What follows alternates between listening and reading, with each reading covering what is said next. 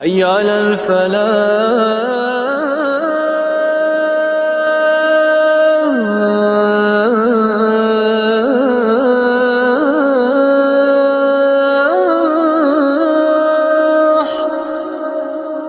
نہیں، دین کے لیے وہی عمل کرنا جائز ہے جو نبی علیہ الصلوۃ والتسلیم کے زمانے میں موجود تھا۔ اگر نہیں تھا، ہم کر رہے ہیں تو یہ گمراہی ہے، اور گمراہی جو ہے جہنم میں لے جانے والی ہے۔ جو بدعت ہے نا، بدعت گمراہی ہے۔ بدعتی کے بارے میں نبی علیہ الصلوۃ والتسلیم نے فرمان فرماتے ہوئے فرمایا، بدعتی اس طریقے سے دین سے نکل جاتا ہے جس طریقے سے مکھن سے بال نکل جاتا ہے، بالکل کوئی اس کا درجہ دین کے اندر باقی نہیں رہتا ہے۔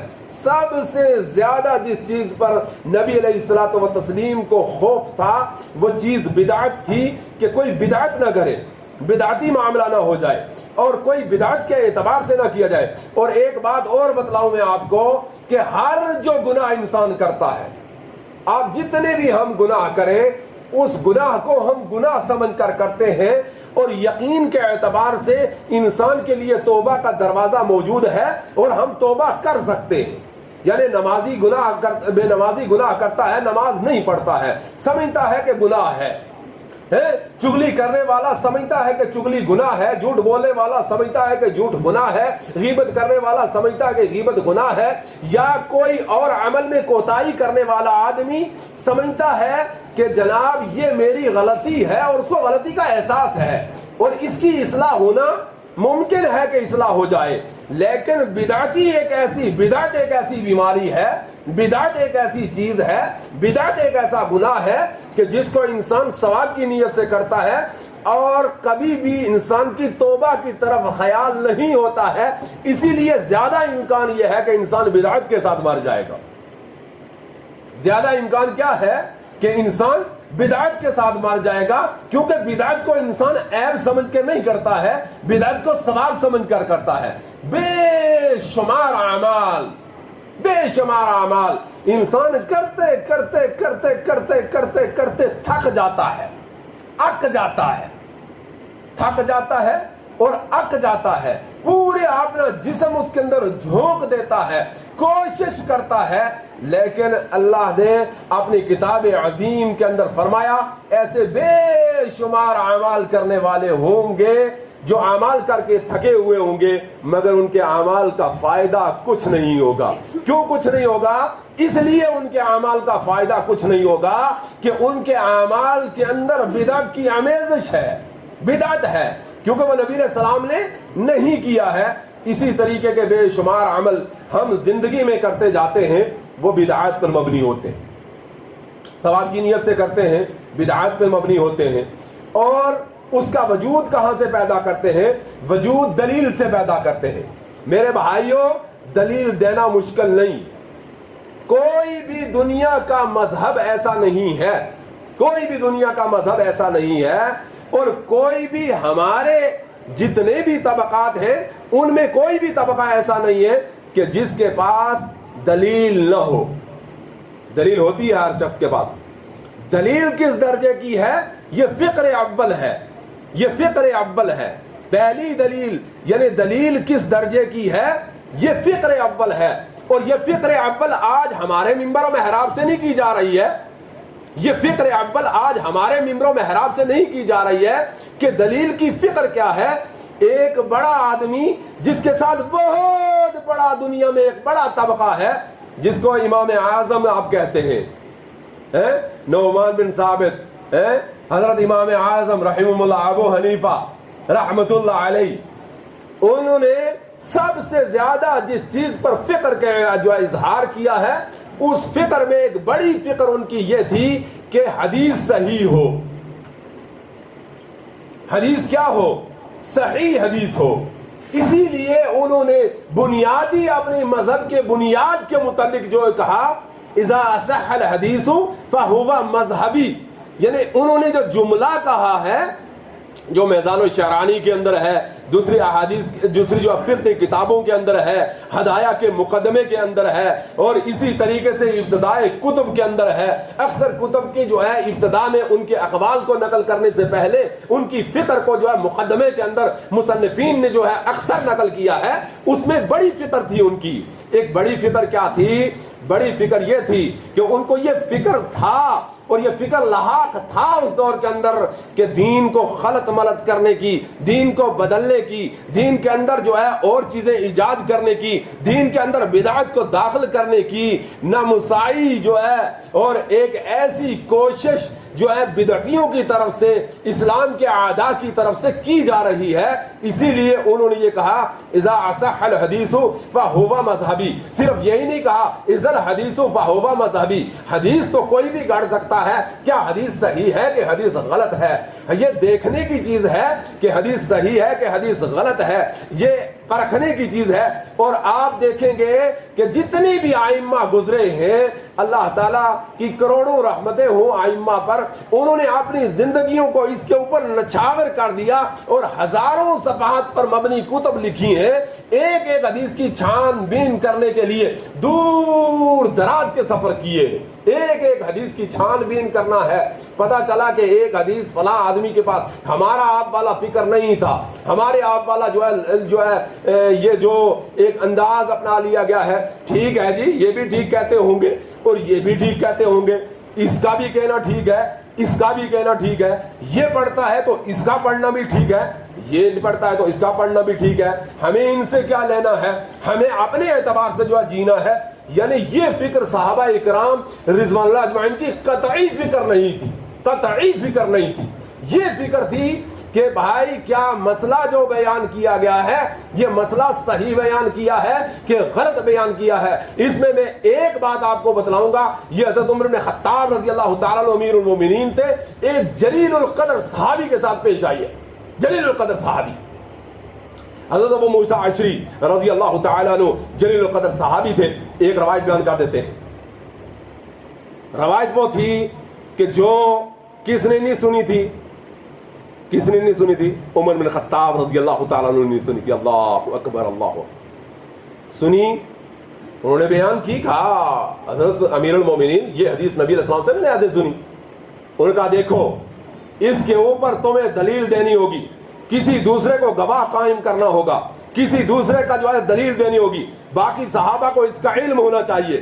اگر باقی صحابہ کو اس کو علم نہیں ہوگا تو آپ جلیل القدر ضرور ہے، صحابی رسول ضرور ہے۔ اگر بات یہ پیدا ہوگی کہ یہ حدیث نہیں ہوگی تو عمر کا درہ ہوگا اور موسیٰ تیری کمر ہوگی۔ تھرا اٹھے، تھرا اٹھے، کپ کپا اٹھے، ہل کر رہ گئے، سوچ میں پڑ گئے۔ امیر المومنین کا فیصلہ ہے ہم اب کیا کریں گے، ہمارا کیا ہوگا۔ ان کے دروازے سے نکلے، سیدھے مسجد نبوی میں پہنچے، مسجد نبوی میں آ کر داخل ہوئے، اعلان عام کر دیا، او میرے ساتھیو، میں نے ایک حدیث جو نبی علیہ الصلوۃ والتسلیم سے سنی تھی اس کو یاد کیا تھا، وہ مجھے آج بھی یاد ہے۔ نبی علیہ السلام بیٹھے ہوئے کیسے تھے ایسے بھی مجھے یاد ہے، آپ نے اشارہ کس طریقے سے فرمایا وہ بھی مجھے یاد ہے، مگر مجھے یہ یاد نہیں ہے کہ اس حدیث کے سننے والوں میں ہم کتنے لوگ موجود تھے، آپ میں سے کس کس نے سنی یہ مجھے یاد نہیں ہے، لیکن میں نے حدیث کو بیان کیا اور محافظ حدیث نے، محافظ قول رسول نے، محافظ قول رسول مقبول صلی اللہ علیہ وسلم نے، اللہ اکبر، بادشاہ کیا، خلیفہ کیا تھے، یہ محافظ تھے نبی علیہ السلام کے اقوال کے، آپ کے افعال کے، آپ کے کردار کے، آپ کے قرآن کے، آپ کی شریعت کے، آپ کے جو ہے بتائے ہوئے طریقے کے۔ اسی لیے کہا کہ بات نہیں نہ ہو آپ بتلا دیجئے کہ آپ جانتے ہیں تو پھر آپ دلیل دیجئے۔ کہا کون کون جانتا ہے؟ مجلس میں بے شمار صحابہ کھڑے ہو۔ کیا موسیٰ، ہمیں پتا ہے کہ جس وقت اللہ کے نبی صلی اللہ علیہ وسلم نے بیان فرمایا تھا ہم بھی مجلس میں موجود تھے، ہم نے بھی اللہ کے نبی جناب محمد رسول اللہ صلی اللہ علیہ وسلم سے سنا ہے مسجد کے اندر داخل ہوئے عمر بن خطاب رضی اللہ تعالیٰ عنہ، دلائل کے اعتبار سے باقیہ صحابہ کو کھڑا کر کے کہا کہ میں نے آپ کے سامنے دلیل رکھی تھی، لیکن یہ فلاں فلاں اس پر گواہ ہے، یہ بات جو ہے اس طریقے سے اللہ کے نبی صلی اللہ علیہ وسلم نے فرمائی تھی۔ یہ تھی فکر صحابہ اکرام رضوان اجمعین کی، صرف یہ فکر نہیں تھی جو فکر میری اور آپ کی فکر ہے۔ کس کے پاس دلیل نہیں ہے؟ بھائیہ کے پاس دلیل ہے، بوریہ کے پاس دلیل ہے، جہمیہ کے پاس دلیل ہے، قدریہ کے پاس دلیل ہے، معتزلہ کے پاس دلیل ہے، اور ہر کسی کے پاس جو ہے دلیل ہے۔ جتنے لوگ ہیں ان کے پاس بھی دلیل ہے، اور کاڑے کپڑے والوں کے پاس بھی دلیل ہے، کالے منہ والوں کے پاس بھی دلیل ہے۔ دلیل کس کے پاس نہیں؟ دلیل سب کے پاس ہے۔ درجہ یہ ہونا چاہیے کہ دلیل کس درجے کی ہے، دلیل کس درجے کی ہے۔ یہ فکر جب امت مسلمہ کے اندر پیدا ہو جائے گی، نبی کی شریعت باقی رہے گی، آپ کی صورت باقی رہے گی، آپ کی کردار باقی رہے گا، آپ کی گفتار باقی رہے گی، آپ کی حدیث باقی رہے گی، آپ کا فرمان باقی رہے گا، اور دین چونچوں کا مرکب نہیں بنے گا، بلکہ کیا ہوگا؟ یہ چونچوں کا مربع نہیں بنے گا، مرکب نہیں ہوگا، بلکہ دین وہ انفرادی دین ہوگا، وہ دین ہوگا جو یگانہ دین ہوگا، اور وہ دین ہوگا جس کے اندر کوئی کجی اور کمی نہیں ہوگی۔ یہی بات کی تھی امام بخاری رحمہ نے، یہ بات کی تھی امام مسلم علیہ رحمہ نے، یہی بات کی تھی امام ترمذی علیہ رحمہ نے، یہی بات کی تھی ائمہ نے اپنے دور کے اندر فطری اعتبار سے کہ چھان و بین اور بھٹک کی تھی کہ یہاں یہ بات دلیل ہے کہ دلیل نہیں ہے۔ ایک حدیث میں آپ کو فضائل کے اعتبار سے بتلاؤں گا۔ کہتے ہیں کہ جب 15 شعبان کی رات ہوتی ہے، جس کو لیلۃ البرات کے اعتبار سے جانا جاتا ہے اور لیلۃ البرات کے اعتبار سے گنا جاتا ہے، سب سے پہلے تو کیا نبی علیہ الصلوۃ والتسلیم نے اس رات کو لیلۃ البرات کہا؟ یہ فطری جملہ۔ لفظ برات اللہ نے کتاب اللہ میں کہاں استعمال کیا ہے؟ رسول اللہ صلی اللہ علیہ وسلم نے کہاں استعمال کیا ہے؟ برات کا معنی کیا ہوتا ہے؟ اگر اسی کو عکس کیا جائے تو اس رات کی حقیقت کھل کے کلی سامنے آ جائے گی۔ جب لفظ برات کو اللہ نے اپنی کتاب کے اندر نازل کرنے کا ارادہ فرمایا تو رب نے اپنی جو بڑی صفت دو ہے اللہ کی، الرحمن الرحیم، اس سے شروع بھی نہیں فرمایا۔ قرآن پاک کی 114 سورہ ہے، اور آپ سے کوئی بھی پوچھے کہ آپ یہ بتلائیے کہ آپ کے 114 سورہ میں 114 مرتبہ بسم اللہ الرحمن الرحیم ہونا چاہیے اور ہوگا، تو آپ کہیں گے کہ نہیں بھائی 114 مرتبہ قرآن کے شروع میں جو ہے سورہ کے شروع میں بسم اللہ نہیں 113 مرتبہ آئی۔ کیوں 113 مرتبہ آئی؟ سورہ برات اللہ کا حکم نہیں تھا؟ نہیں، اللہ نے اس میں ان لوگوں کے اعمال سے برات کا اظہار کیا تھا جو دین میں کجی پیدا کرتے تھے، اور وہ عذاب کا اظہار کیا تھا، پکڑ کا اظہار کیا تھا، اپنے عذاب کے متعلق بیان کیا تھا، تو اپنی صفت الرحمن الرحیم کو بسم اللہ الرحمن الرحیم اس سے اس صورت کو بھی شروع نہیں کیا تھا۔ جملہ کسی دین کے بات کے لیے استعمال کرنے سے پہلے فکر ہونا چاہیے، علم ہونا چاہیے، پتہ ہونا چاہیے کہ شریعت مطہرہ کے اندر یہ جملہ استعمال بھی ہوا ہے اس لفظ کے لیے کہ نہیں ہوا ہے۔ پوری احادیث کے مجموعے کے اندر امت مسلمہ کے سادہ لوگوں، آپ سنت سے نسبت کراتے ہوئے اگر سنی کہلاتے ہو، آپ سے بڑا مبارک لفظ آپ کے لیے کوئی استعمال نہیں کرتا ہے۔ لیکن یاد رکھنا، سنی کہلاتے ہوئے آپ کو سنت کے متبع ہونا، اس کا پیرو ہونا، اس کے پیچھے چلنا، اس کو مان لینا، اس کو فالو کرنا، اس کے سامنے سرنگو کرنا، اس کے سامنے اپنی پلکیں بچھانا، یہ انتہائی ضروری ہے، اور صرف لفظ سے بات بننے والی نہیں ہے۔ ہرد نے کہہ بھی دیا لا الہ الا اللہ تو کیا حاصل؟ ہرد نے کہہ بھی دیا لا الہ الا اللہ تو کیا حاصل؟ جب دل و جگر مسلمان نہیں تو کچھ بھی نہیں۔ اگر انسان منہ سے لا الہ الا اللہ محمد رسول اللہ کا اقرار کرے، مگر عملاً جب بات آئے، جب عملاً کرنے کی ضرورت آئے، بچے کی شادی آئی رسول بھول گئے، شریعت بھول گئی، کاروبار کا معاملہ آیا شریعت بھول گئی، رسول مقبول بھول گئے، احکام کی بات آئی تو رسول اللہ بھول گئے، چہرے مورے کی بات آئی تو رسول اللہ بھول گئے، ٹخنے سے اوپر شلوار رکھنے تو پینٹ پتلون کی بات آئی تو رسول اللہ بھول گئے، نماز پڑھنے کی بات آئی تو رسول اللہ بھول گئے، اور کسی معاملے میں آئے تو رسول اللہ بھول گئے۔ وہاں آپ کو دنیا یاد رہتی ہے. ہمارے لیے نمونہ فلاں ہے, ہمارے لیے قدوہ فلاں ہے, ہمارے لیے اسوہ فلاں ہے. وہاں ہم یوں ہوتے ہیں کہ وضع میں ہو تم نصارا اور تمدن میں حدود, تم ہی وہ مسلمان ہو جنہیں دیکھ کے شرمائے یہود. ہمارے مسلمان لا الہ الا اللہ محمد صلی اللہ پڑھنے والے کے سے آج یہود اور نصارہ بھی بسپا ہو کر رہ جائیں گے ہمارے معاملات کے اندر جب ہم دیکھتے ہیں. میرے بھائیوں, اللہ کے نبی جناب محمد رسول اللہ کی زبان مبارک سے کوئی بھی لفظ لیلۃ البرات کے نام سے نہیں, کوئی بھی لفظ شب برات کے نام سے نہیں ہے. دیکھیے یہاں ہی پتہ چلتا ہے کہ یہ شریعت مطہرہ سے موسوم نہیں ہے, یہاں ہی پتہ چلتا ہے. دیکھیے جب دو زبانوں کا اختلاط ہوتا ہے اس میں ایک زبان وہ ہوتی ہے جو زبان رسول مقبول کی نہیں ہے. جو رسول مقبول کی زبان نہیں ہے اس میں شریعت نازل نہیں ہوئی ہے. جس میں شریعت نازل نہیں ہوئی ہے تو وہ شریعت ہو ہی نہیں سکتی ہے. آپ کے عقل کے اعتبار سے میں آپ کو بتا رہا ہوں, شب فارسی ہے, شب فارسی ہے اور برات عربی ہے. جب فارسی اور عربی کا اختلاط ہو گیا تو رسول مقبول کی زبان عربی تھی, تو آ ہی نہیں سکتا ہے کہ یہ شریعت ہو ہی نہیں سکتا ہے کہ یہ شریعت ہو, مان ہی نہیں سکتے ہیں کہ یہ شریعت ہو, کیونکہ رسول مقبول صلی اللہ علیہ وسلم فارسی زبان سے آپ کا تعارف نہیں ہوا تھا, فارسی زبان کو آپ نہیں جانتے تھے, فارسی زبان کے بارے میں آپ کو علم نہ تھا. اس لیے آپ اس زبان, میں نے پچھلے سال بھی یہ کہا تھا, آج بھی میں یہ کہتا ہوں, بعد میں بھی میں کہتا رہوں گا. آپ بات سنیے, بخاری شریف میں روایت موجود ہے کہ اللہ تعالی ہر رات کو, کہتے ہیں نا 15ویں, اکثر مولوی واعظین آج رات تقریر سن لینا, بہت اچھی طریقے سے کرتے ہیں. 15ویں شعبان کو اللہ تعالیٰ آسمان دنیا پر تشریف لاتے ہیں اور لانے کے بعد پھر کہتے ہیں کہ آؤ کون ہے بخشش طلب کرنے والا, میں تمہیں بخش دوں. کون ہے مغفرت کرانے والا, میں تیری مغفرت کر دوں. کون ہے رزق میں کشادگی کرنے والا, تیری رزق میں کشادگی ہو جائے, تیرا ایسا ہو جائے. اور بڑی لنترانی کے ساتھ بیان کیا جاتا ہے ضعیف حدیث کے اعتبار سے. اس کے مترادف جو اصل اور مخ والی روایت ہر دن آپ کے لیے آسانی ہے اس کو چھپا کے رکھ دیا جاتا ہے. ہر دن آخری ثلث لیل میں, ہر دن.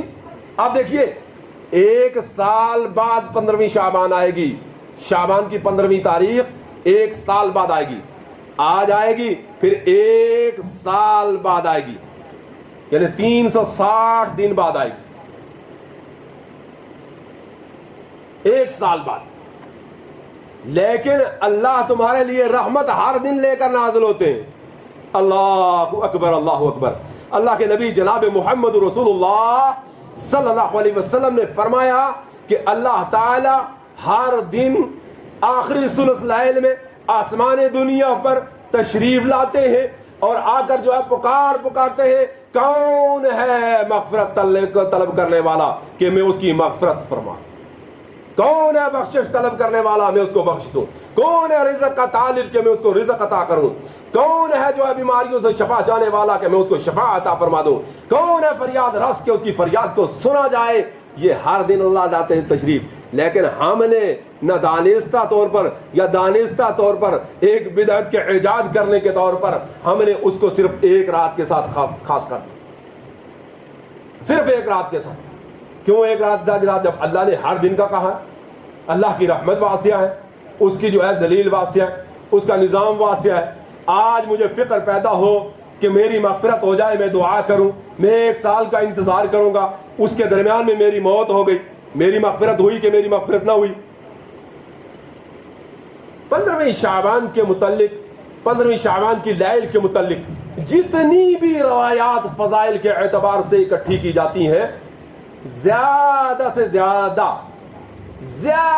زیادہ روزے کے متعلق کچھ دلائل آپ کو مل جائے, اکثر ضعیف. وہ بنو کلاب کی ہے نا, بنو کلاب کی بکریوں کے برابر جو ہے اللہ تعالیٰ آج جہنم سے چھٹکارا کرے گا, موضوع روایت ہے.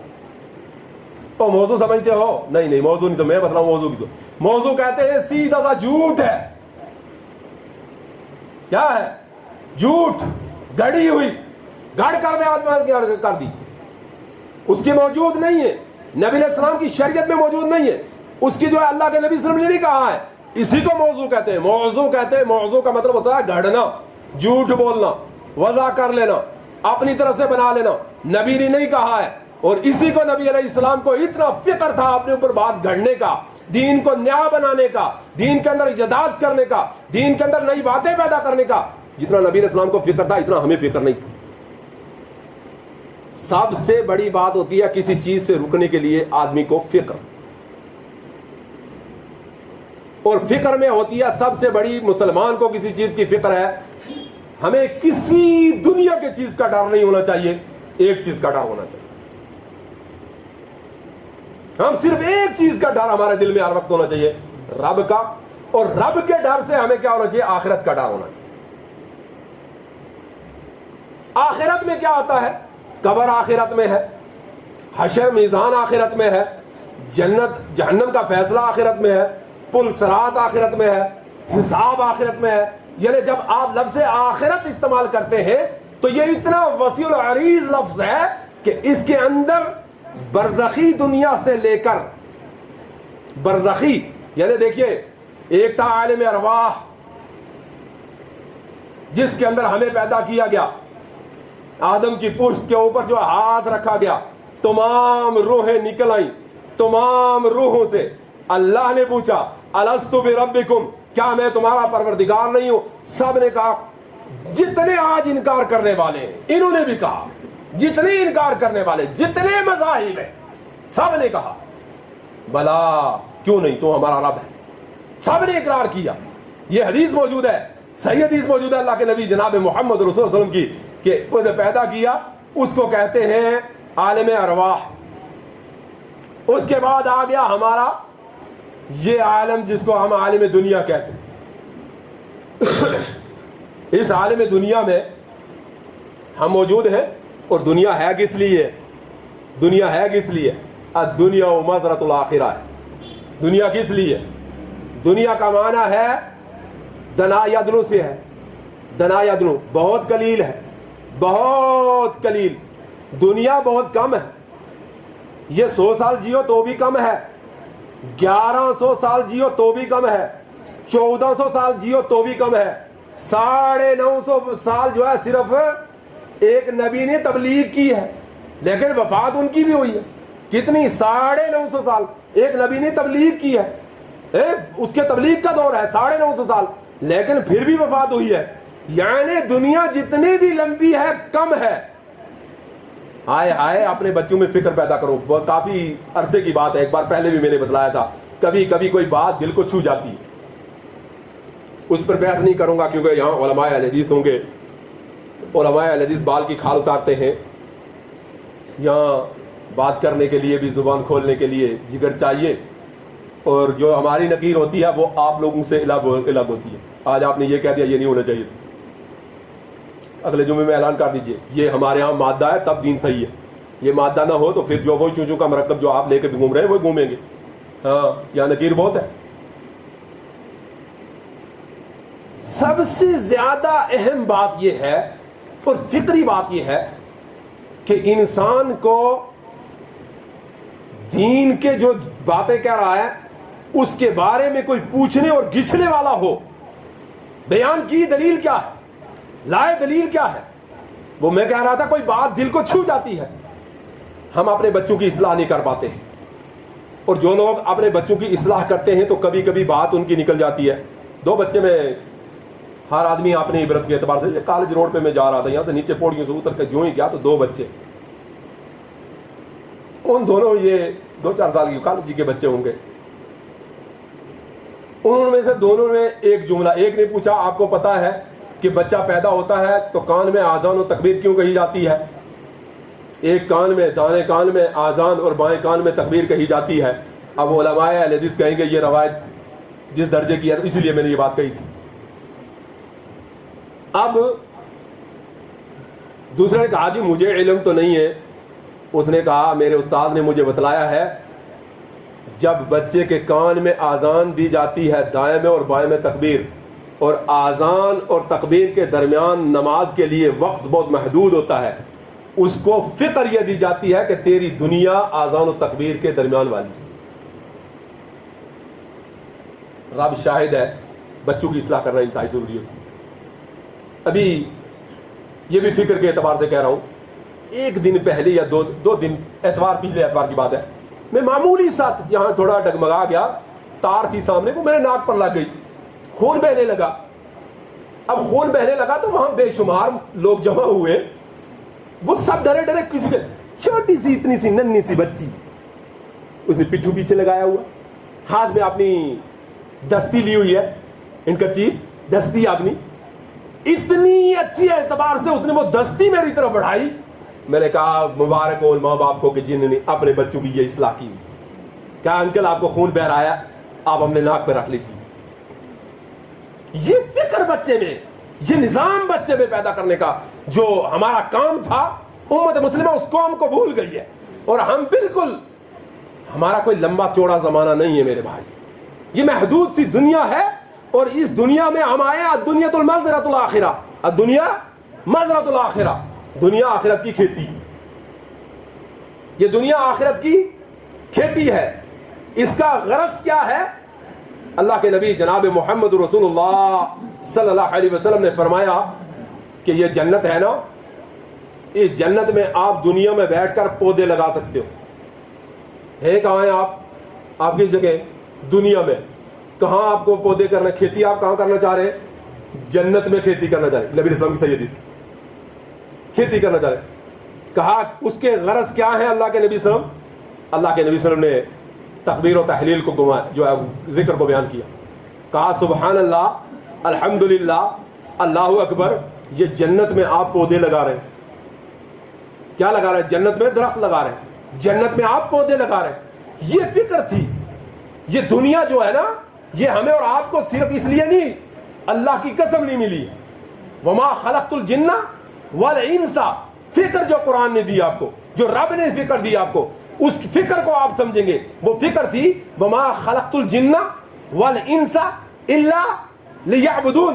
میں نے جن اور انس کو اس لیے نہیں پیدا کیا, آئیں بیٹھے بڑے ہوں پلے کمائیں, حلال نہ دیکھے حرام نہ دیکھے, کوٹھی بنائیں دکان بنائیں کاروبار کریں تجارت کریں کاریں خریدیں بڑے بنے اور مر جائیں.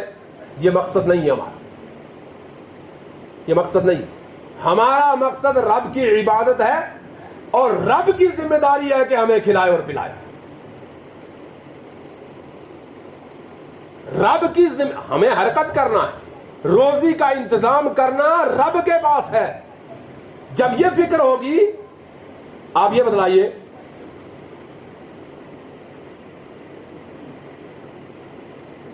اس دنیا میں کتنی مخلوقات ہیں, ان کے لیے کتنے ہاسپٹل ہیں, کتنے اسٹور ہیں, کتنے راشن کارڈ ہیں, کتنوں کے تتیمے لگتے ہیں, کتنوں کی گرداریاں ہوتی ہیں, اور کتنے بڑے بڑے پیٹوں والے ہیں, کتنے چھوٹے چھوٹے نظام والے ہیں. قرآن نے اس کو بھی بیان کیا ہے, فرمایا مسلمانوں عبرت حاصل کرو پرندوں سے. صبح بھوکے پیٹ نکلتے ہیں, شام کو بھرے ہوئے پیٹ سے آتے ہیں. صبح اللہ نے اپنے قرآن میں فرمایا کہ صبح کیا ہوتے ہیں, بھوکے پیٹ سے نکلتے ہیں, اور شام کو سیر پیٹ سے. کس نے ان کے لیے بنایا ہے؟ یہ سب سے زیادہ اسباب پر یقین رکھ کر رب کو بھول جانا ہمارا کام. یہ اتنی بڑی بھینس, اتنی بڑی ہاتھی, اتنے بڑے بڑے جانور, اتنی بڑی بڑی مچھلیاں, اتنا بڑا بڑا نظام, اس نے بھی کبھی کوئی جو ہے اسٹور بنائے ہیں, کوئی ذخیرہ اندوزی کی ہے, کوئی نظام کیا ہے؟ نہیں کیا ہے. رب ان کو بھی دیتا. ہمارا کام ہے اللہ کی عبادت کرنا, رب کا کام ہے ہمیں روزی دینا. رب کا کام ہمیں روزی دینا. ہم نے روزی کے لیے محنت کرنی ہے حلال طریقے سے. محنت کرنا الگ چیز ہے, لیکن اپنی محنت پہ یقین کر لینا یہ سب سے بڑی بدبختی ہے کہ صرف محنت کروں گا میں تب ملے گا, محنت نہیں کروں. نہیں, رب چاہے تو بغیر محنت کے بھی عطا کرتا ہے. تو میں آپ کو بتلا رہا تھا میرے بھائیوں, یہ جو ایک انسان کا گمان بن چکا ہے کہ صرف 15ویں شعبان کو اعمال جو ہے پیش کیے جائیں گے, بس اس دن جس کے اعمال پیش ہو گئے آج لکھا جائے گا، روزے کے اعتبار سے لکھا جائے گا تو بے روزے دار ہوگا۔ اس عظمت کے اعتبار سے ہمیں 15ویں شعبان کی شب کو کوئی عبادت نبی علیہ الصلوۃ والتسلیم سے خاص اعتبار سے پوری زندگی موسوم ثابت نہیں ہے۔ ابو بکر صدیق سے نہیں ہے، عمر فاروق سے نہیں ہے، حضرت عثمان غنی سے نہیں ہے، اور حضرت علی کرم اللہ وجہہ سے نہیں ہے، اور اسی طریقے سے حسنین کرمین سے نہیں ہے، اور اس کے بعد والے لوگوں سے نہیں ہے۔ میرے بھائیوں، یہ صرف بدعت ہے، اور خاص کر اس کے اندر جو یہ معاملے کیے جاتے ہیں جو چراگاہ کے معاملے ہیں، اسراف بے جا ہے۔